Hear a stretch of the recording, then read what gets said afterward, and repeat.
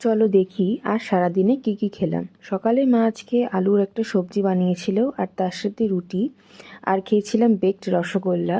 এই রসগোল্লাটা আমি first time try করেছি, খেতে কিন্তু বেশ ভালোই লেগেছে আমার। তারপর দুপুরবেলা আমি এখানে কয়েকটা ডালের বড়া ভেজেছিলাম। সমস্ত কিছু যদিও মা রেডি করে রেখেই ছিল, আমি শুধু বড়াগুলো ভাজছিলাম।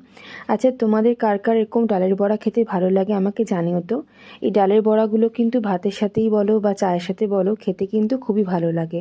তো আজকে দুপুরে খেয়েছিলাম ভাত, ডালের বড়া, সিমের একটা সবজি, লাউ শুক্তো, আর এখানে মা ডালের বড়ার একটা ঝোলও করেছিল, আর তার সাথে জলপাইয়ের চাটনি। তারপর সন্ধ্যাবেলা সবাই মিলে লাল চা আর তার সাথে এই ফ্রুটকেকগুলো খেয়েছিলাম। এই ফ্রুটকেকগুলো ভীষণই টেস্টি ছিল খেতে। আর রাতের বেলা মা আজকে আলু সেদ্ধ মাখা করেছিল, সেটা গরম গরম ভাতের সাথে ঘি দিয়ে খেতে যে কী ভালো লাগে।